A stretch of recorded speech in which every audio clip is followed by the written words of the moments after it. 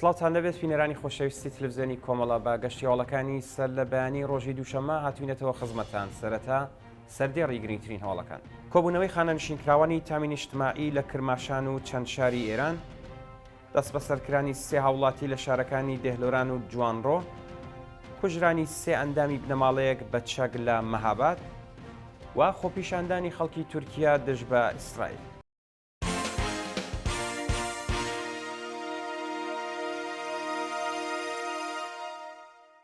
درێژەی هەوڵەکان. کۆبوونەوەی خانەنشینکراوانی تامین نیشتیماعی لە کرماشان و چەند شاری ئێران ڕۆژی یەکشەممە 19 خاکەلێوە. خانەنشینکراوانی تامین نیشتیماعی و کشوەری لە کرماشان و چەند شاری دیکەی ئێران دژ بە دۆخی خراپی مەعیشەتی کۆبوونەوە. بە پێی راپۆرتەکان خانەنشینکراوانی تامین نیشتیماعی و کشوەری لە کرماشان، عێراق، ئەهواز، شوش و دسفول بە وچنەوەی دروشت لە بەردەم ئیدارەی کار و ڕێکخراوی تامین نیشتیماعی ناڕزایەتیان دەربڕیوە. خانەنشینکراوان خوازیاری چوونە سەرەوەی ئاستی حەقدەست و مەزایە بە پێی هێڵی هەژاری، بەکردەوە دەرهاتنی گەڵاڵەی هاوسانسازی و دابینکردنی بیمەی دەرمانی بوون. دەست بە سەرکرانی سێ هاوڵاتی لە شارەکانی دێهلۆران و جوانڕۆ ڕۆژانی شەممە و یەکشەممە 18 و 19 خاکەلێوە دوو هاوڵاتی بە ناوەکانی حسەین باپیروەند فەرشاد ئاینی لە دێهلۆران و ئیرەج محەممەدزادە ڕۆژنامەنووسی خەڵکی جوانڕۆ لەلایەن هێز ئەمنیەتیەکانەوە دەست بەسەر کراون.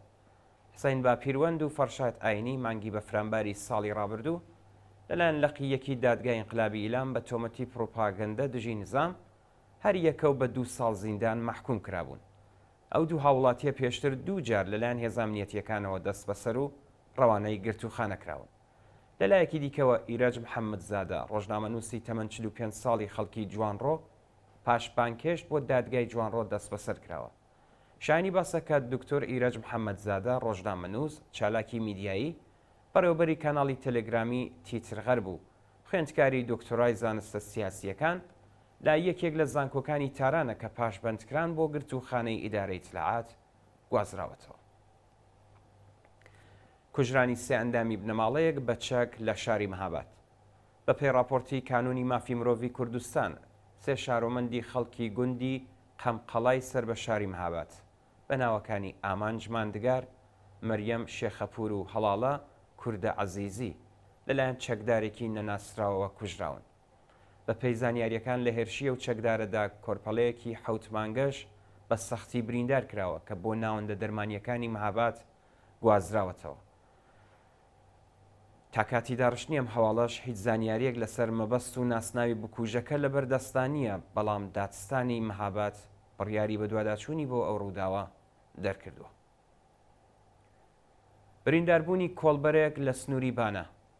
ڕۆژی 18 خاکەلێوە شەممە کۆڵبەرێکی خەڵکی شاری سنە بە ناوی فەردین وەیسی بە تەقەی ڕاستەوخۆی هێزەکانی ڕژیم لە سنووری بانە بە سەختی بریندارکرا. بە پێی راپۆرتی کۆڵبەر نیوز، سیەکان و سگی فەردین ساچمەی بەرکەوتووە و بە مەبەستی وەرگرتنی چارەسەری پزیشکی ڕەوانەی نەخۆشخانەی سەلاحەددینی بانەکراوە. جێگای ئاماژەیە کە دۆخی تەندروستی ئەو کۆڵبەرە ناجێگیرە و پێویستی بە نەشتەرگەری خێرا هەیە. کۆبوونەوەی کامیۆنداران لە زابۆل ڕۆژی یەکشەممە 19 خاکەلێوە کۆمەڵێک لە شۆفێرێ بارهەڵگرەکانی شارستانی زابۆل لە ئاسکەمکردنەوەی پشکی سوتەمەنی ناڕزایەتیان دەربڕی. ماوەی 3 مانگە کە پشکی سوتەمەنی کامیۆندارانی سیستان و بەلوچستان لە 3000 لیترەوە بۆ 300 لیتر لە هەر 15 ڕۆژ دابەزیوە. ناڕازیان سەرۆکی شرکەتی نەوت بە هۆکاری کەمکردنەوەی پشکی سوتەمەنی دەزان و خوازیاری دەست لە کارکێشانەوەی بوو.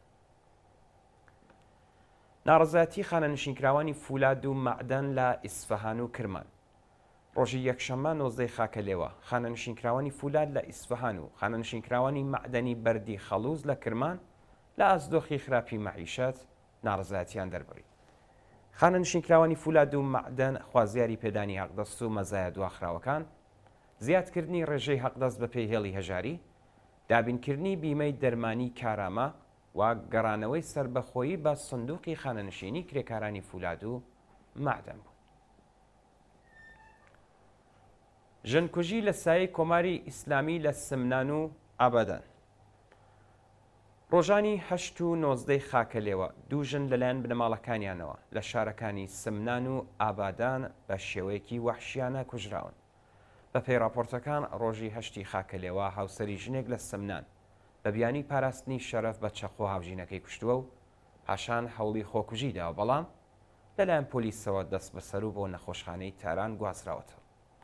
لەلایەکی دیکەوە ڕۆژی یەکشەممە 19 خاکەلێوە پیاوێک لە یەکێک لە گوندەکانی ئابادان کچە تەمەن 21 ساڵەکەی بە بیانووی هەبوونی پەیوەندی سۆزداری لەگەڵ کوڕێک کوشتووە و دایکی کچەکە بکوژەکەی بەخشیوە.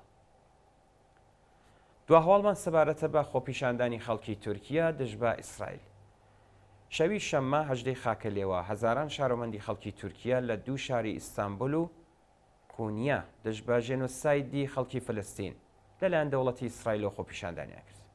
بەشداربووانی و خۆپیشاندانە وێڕای ئیدانەکردنی هاوکاریەکانی دەوڵەتی تورکیا لەگەڵ دەوڵەتی ئیسرائیل خوازیاری بەستنی باڵیۆزخانەکانی ئەو وڵاتە لە تورکیا و ڕاگررتنی هاوکاریە ئابووری و نظامیەکانی تورکیا لەگەڵ ئیسرائیل بوو.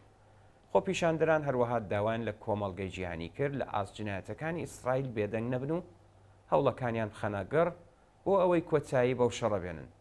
جێگای ئاماژەیە کە لە شاری ئیستانبول ناڕازیان دژ بە دەوڵەتی ئەردۆغان دروشمیان بەرز کردوێتەوە و پۆلیس 43 کەسی دەست بەسەر کردووە. بەڵێ ئازیزان و خۆشەویستان گەشتیۆڵەکانی سەرلەبانیتان پێشکەشکرا. فەرموون بۆ بینین و درێژەی بەرنامەکانی تەلەڤیزیۆنی کۆمەڵ.